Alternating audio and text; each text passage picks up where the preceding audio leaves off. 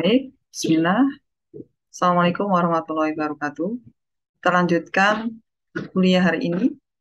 Eh, Melanjutkan di minggu kemarin ya. Coba saya akan share screen dulu.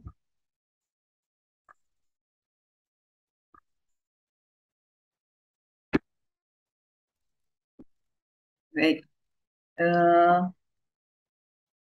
kita belajar tentang penggolongan berdasarkan kebutuhan manusia. Di, terutama di hasil perikanan ada dua, yang bernilai ekonomis dan non ekonomis. Apa artinya? Yang ekonomis dia mempunyai nilai jual yang tinggi yang jelas. Persyaratannya apa? Mempunyai nilai pasar yang tinggi, volume produksinya tinggi, lalu daya produksinya juga tinggi. Contohnya banyak, baik yang ikan laut maupun ikan tawar yang biasa kalian makan itu termasuk nilai ekonomis tinggi. Um, Kemudian di sisi lain ada hasil perikanan yang non ekonomis. Non ekonomis ini tidak laku dijual dalam keadaan segar. Biasanya ikan ini terikut oleh jaring nelayan yang bukan menjadi tujuan yang artinya ikan non ekonomis ini bukan menjadi tujuan tangkapan nelayan. Jadi terikut jaring nelayan eh, hasil atau ikan yang dituju atau ditangkap. Dia terikut di jaring nelayan. Nah, biasanya disebut dengan ikan rucah atau trash fish. eh, Ukuran ikan rucah ini kurang dari 10 cm. Sebagian besar ukurannya kecil. Apa? Jika dia di eh, dalam keadaan segar, dia tidak laku dijual. Sehingga ikan rucah ini tidak masuk di pelelangan ikan. Dan jenisnya beragam. Kalau di data statistik, ikan rucah dimasukkan ke golongan ikan lain-lain. Nah, kenapa dia dimasukkan dalam keranjang, kemudian dia tidak ikut yang dilelang.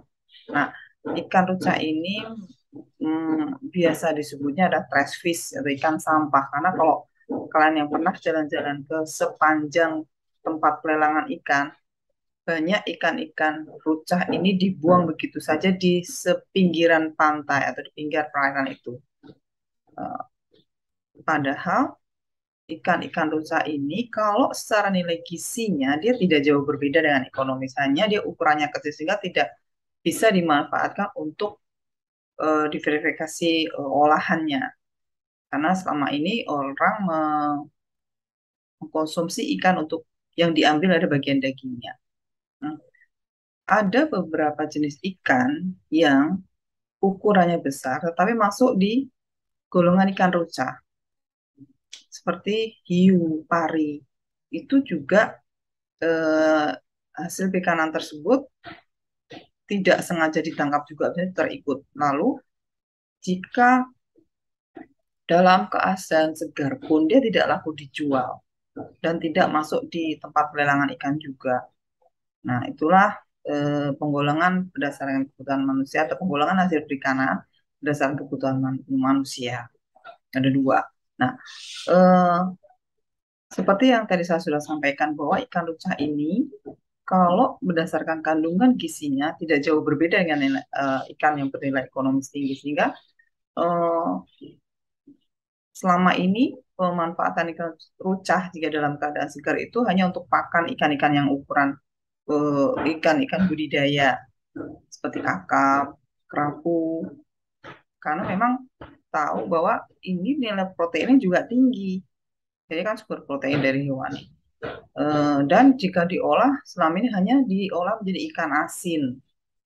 Padahal dengan sentuhan teknologi yang sederhana pun bisa dapat meningkatkan nilai ekonomisnya, mempunyai nilai ekonomis yang tinggi.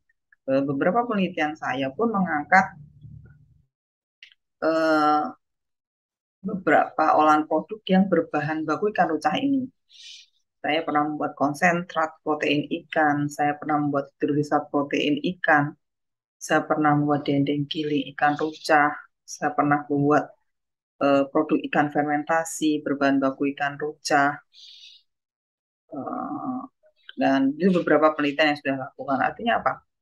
Bahwa ini bisa kita manfaatkan. Nah, bagaimana mengolahnya, bagaimana teknologi nanti eh, di mata kuliah selanjutnya kita akan belajar itu. Tapi di sini yang penting kalian tahu bahwa ikan rucah kandungan gizinya tidak jauh berbeda dengan ikan-ikan yang ekonomis tinggi.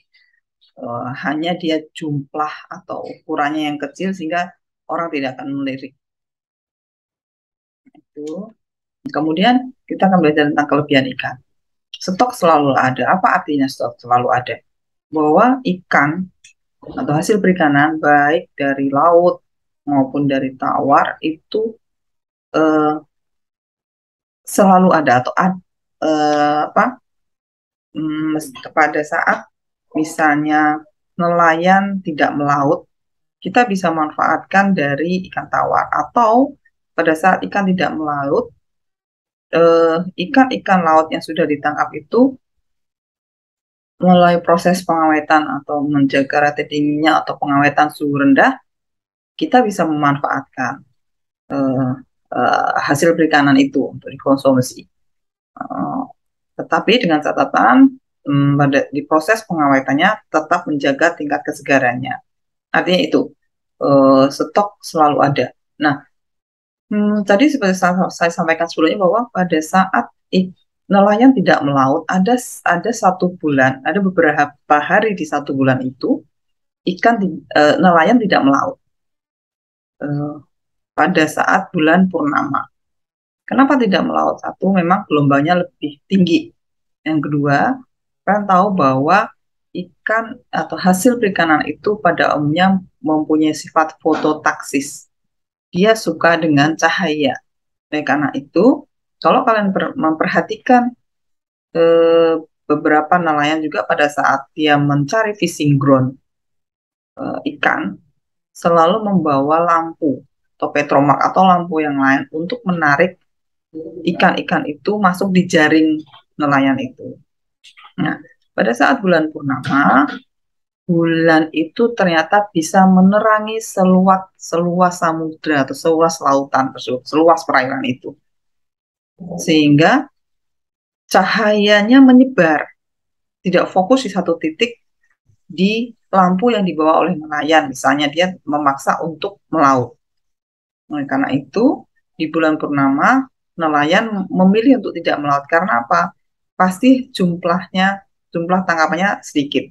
Selain itu juga eh, sudah mengeluarkan tenaga, jumlahnya sedikit, dia juga pasti akan menggunakan bahan bakar untuk melaut, untuk membawa kapalnya mencari fisik ikan. Sehingga beberapa nelayan menghindari melaut pada saat bulan purnama. Artinya pada saat tidak melaut kita bisa yang suka ikan laut kita bisa mencari dari beberapa ikan laut yang sudah didinginkan atau dibekukan dengan catatan dia masih eh, memenuhi persyaratan sebagai ikan segar. Sementara kalau ada yang suka juga ikan tawar, bisa juga dipenuhi dari ikan tawar. Kemudian nilai biologisnya tinggi dan protein tinggi. Kalau protein jelas karena dia protein sumber hewani yang mengandung protein tinggi. Kemudian nilai biologisnya tinggi. Apa artinya itu? Jadi hasil perikanan itu mudah untuk dicerna oleh mudah diserap dan dicerna oleh tubuh. Ada kaitannya dengan yang poin yang berikutnya mudah dicerna. Nantinya eh, hampir 90% hasil perikanan itu bisa dicerna oleh tubuh. Kenapa? Karena ini terkait dengan eh, karakteristik fisik dari ikan itu sendiri. Kalian tahu bahwa tekstur daging ikan itu lebih halus dibandingkan dengan tekstur daging hewan darat seperti yang hewan berkaki 4 misalnya atau yang berkaki 2 atau ayam. Ikan ini mempunyai tekstur yang lebih halus. Kenapa? Karena eh, otot-otot yang menyusun itu halus, kemudian ternyata dari proporsi susunan protein yang ada di daging ikan, ternyata daging ikan itu mengandung stroma. Stroma itu jaringan ikatnya rendah. Nanti di slide berikutnya kalian akan belajar bahwa golongan protein ikan itu ada 3. Protein myofibril, protein sarkoplasma, dan protein stroma. Yang itu ketiganya itu ada atau terdapat di daging hewani. Nah, khususnya di ikan, proporsi stromanya itu sangat rendah, sekitar hanya 1-3%. Itulah yang menyebabkan tekstur daging ikan itu lebih lunak atau halus. Kemudian kelebihan yang lain, terdapat omega 3 dan 6 dalam lemak. Nah, kelebihannya kandungan lemak dalam ikan itu termasuk lemak yang baik, lemak tidak jenuh. Sementara di hewan darat biasanya lebih banyak lemaknya lemak tidak jenuh.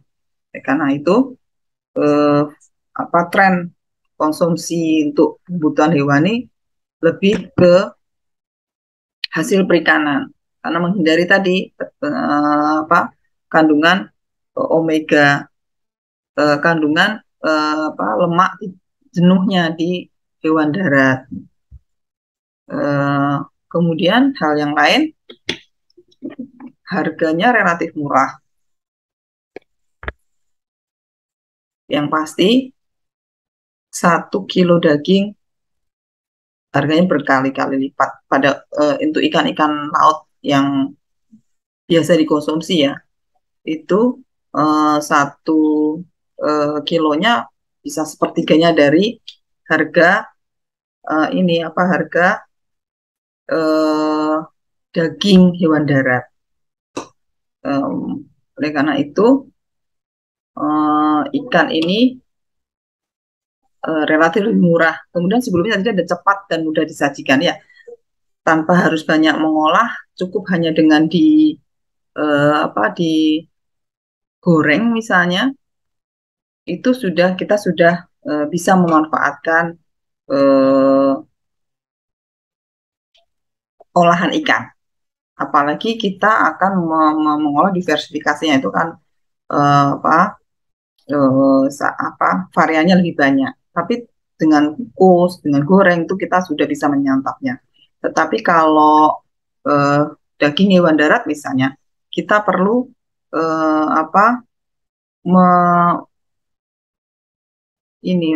mengolah lebih lanjut, tidak bisa langsung digoreng, harus dikukep misalnya atau dan seterusnya. Kemudian dapat diterima oleh segenap lapisan masyarakat. Apa artinya itu? Bahwa, mohon maaf, ini hasil perikanan ini semua agama bisa mengkonsumsi hasil perikanan. Tapi untuk misalnya hewan berkaki 4, misalnya untuk agama Hindu dilarang mengkonsumsi hewan berkaki 4. Nah, kemudian hal yang lain kelebihannya, terdapat dalam satu tubuh ikan itu ada warna dagingnya, ada daging putih dan daging merah. Kemudian seperti yang tadi saya sudah jelaskan, yang mudah dicerna karena teksturnya halus, itu orang lebih suka karena tidak meninggalkan serat di gigi misalnya. Nah, kemudian khasnya di ikan yaitu bau visinya, bau amisnya, yang dibentuk oleh beberapa senyawa yang dihasilkan selama perubahan proses biokimianya. Nah, ada kelebihan, ada juga kekurangan. Seperti tadi dijelaskan bahwa setiap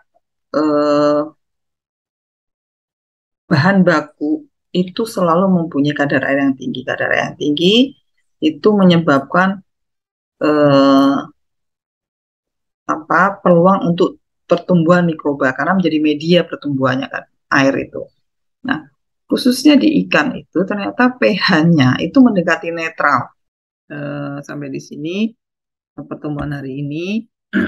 Kita akan lanjutkan di pertemuan berikutnya. Oke, saya tutup. Assalamualaikum warahmatullahi wabarakatuh.